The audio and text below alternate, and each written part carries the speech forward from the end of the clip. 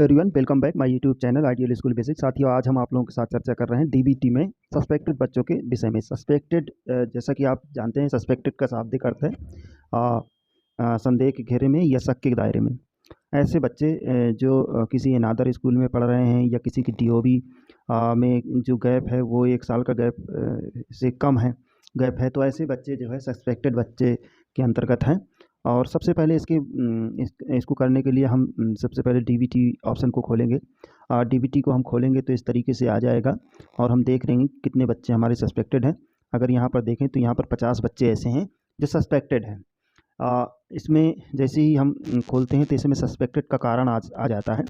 इनमें मुख्यतः जो मेन कारण होंगे, मैं बहुत ही सरल तरीके से आप लोगों को बताता हूँ, आप लोग बहुत ही आसानी से कर लेंगे इस काम को। इस काम को करने के लिए आप लोग जैसे ही डीबीटी को खोलेंगे तो इस तरीके से आइकन बन करके आ जाएगा। सबसे पहले आप क्लियर कर लेंगे, क्लियर प्रोफाइल कर लेंगे तो अपडेट हो जाएंगे। अपडेट होने के बाद रिफ्रेश ऑल डाटा में इस तरीके का आइकन बन करके आएगा, DBT update guardian contact detail verified drop out student report suspected student, ये आप आएगा। तो हम सस्पेक्टेड स्टूडेंट पे जाएंगे। सस्पेक्टेड स्टूडेंट में जाएंगे तो हम देख लेंगे कि हमारे कितने सस्पेक्टेड स्टूडेंट हैं। जब मैं इसमें देख रहा हूँ तो लगभग 50 स्टूडेंट ऐसे हैं जो सस्पेक्टेड हैं, यानी संदेह के घेरे में हैं। या हम किसी भी बच्चे में हम टच करेंगे, मान लीजिए हम यहाँ पर ये टच करते हैं, ये टच किया तो आप देख रहे होंगे कि आधार 4 डिजिट यहाँ पर जो ऊपर लिख कर आ रहा है 6423। अब इसमें कारण भी लिखा है, पूरी डिटेल लिखने के साथ साथ इसमें कारण भी लिखा है। सस्पेक्टेड रीजन, क्या कारण है? Suspected by DOB less than 1 year. Suspected by DOB यानी डेट ऑफ बर्थ संदेह के घेरे में है और 1 ईयर से कम है। अब कुल मिलाकर के यही डेट ऑफ बर्थ में डिफरेंस इसी ईयर में किसी दूसरे बच्चे का भी डेट ऑफ बर्थ हुई होगी। तो ये कैसे हुआ? ये तो आप जानते हैं कि गार्जियन आता है और अपने बच्चे को आता है, वो डेट ऑफ बर्थ जो आधार में होती है वो निकलती है। साथियों, हम यहाँ पर देख पा रहे हैं कि यहाँ पर जो बच्चे की डेट ऑफ बर्थ है 3/2/2013, 3/2/2013 यहाँ पर है और यहाँ पर है 9/12/2013। 9/12/2013 है और वो 3/2/2013। अब हमें ये देखना है डेट ऑफ बर्थ में कि यदि उन दोनों की डेट ऑफ बर्थ में 9 महीने का गैप, ये होगा कि भाई बच्चे जुड़वा हुए। अगर सेम नहीं है तो 9 महीने का यदि गैप है तो आप उसमें टेंशन लेने की बात नहीं है, आप उसको आगे एक्सेप्ट कर सकते हैं। इसके साथ साथ अगर मान लीजिए बच्चे के डेट ऑफ बर्थ में 9 महीने का गैप नहीं है, ऐसी स्थिति में आप क्या करेंगे? तो ऐसी स्थिति में आप गार्जियन से एक हलफनामा लेंगे। हलफनामा लेने के बाद उसकी डेट ऑफ बर्थ में संशोधन कराते हुए और उसमें विधिवत उस हलफनामे में मेंशन करेंगे कि हाँ डेट ऑफ बर्थ है, ये गलती हो गई, गलती से ये लिख गई, लेकिन एक्चुअल डेट ऑफ बर्थ ये है भाई, ये सब एक्चुअल उसकी अलग होगी।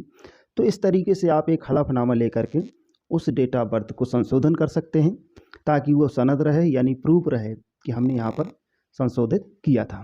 तो ये आपको मैं डीओबी के विषय में आप लोगों को जानकारी दे रहा हूँ। इसके बाद देखिए, संशोधन करने के लिए यहाँ पर करेक्शन का ऑप्शन है। एक आ रहा है ड्रॉप आउट का, एक आ रहा है एक्सेप्ट का और एक आ रहा है करेक्शन का।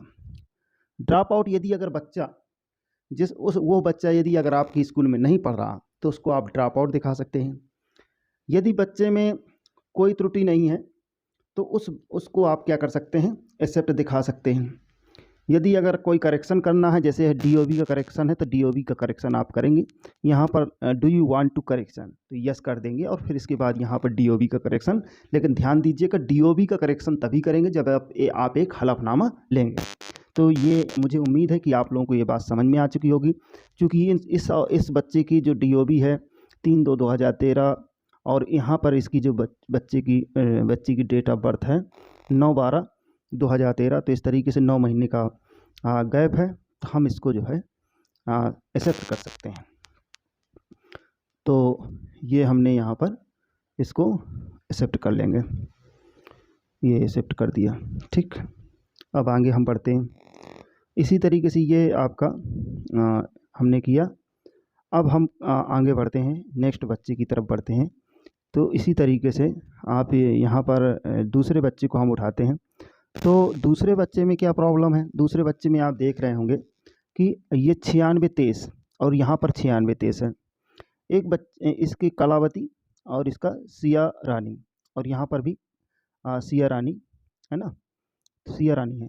तो अब आप ये देखिए कि इसमें भी वही आधार कार्ड लगा है और यही आधार कार्ड इसमें लगा है।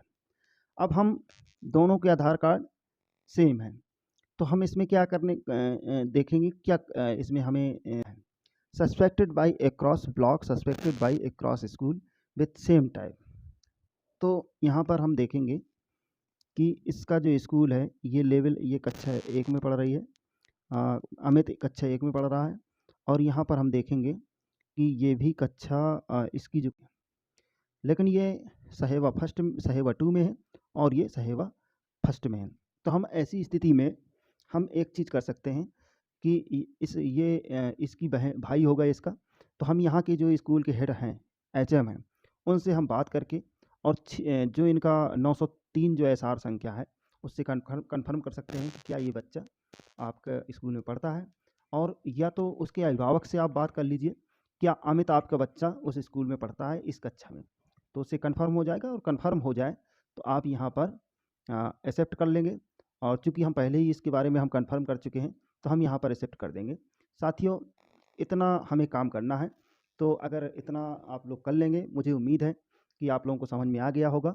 अगर आप लोगों को समझ में आ गया है, अच्छा लगा हो, तो प्लीज़ लाइक, कमेंट और सब्सक्राइब ज़रूर करें, और यदि पहली बार चैनल को देख रहे हो तो बेल आइकन का बटन ज़रूर दबाएँ। सस्पेक्टेड के लिए आप लोग समझ गए होंगे कि यदि डीओबी है, डीओबी के कारण सस्पेक्टेड है, तो उसको लिए हलफनामा लीजिए, हलफनामा लेने के बाद करेक्शन कीजिए, करेक्शन करने के बाद उसको जो है हलफनामा। तो इन अदर स्कूल में बच्चा यदि पढ़ रहा है तो इन अदर स्कूल के लिए आप संबंधित एचएम से भी बात कर सकते हैं, और संबंधित गार्जियन से बात कर सकते हैं और पूछ सकते हैं क्या ये बच्चा वाकई में आपका है। तो यही चीज़ें हैं, छोटी छोटी चीज़ें जिनको आप करके इस काम को आगे बढ़ा सकते हैं। मुझे उम्मीद है कि आप लोगों को ये चीज़ समझ में आ गई होगी। धन्यवाद, आज इतना ही, फिर मिलेंगे एक नई स्टोरी के साथ।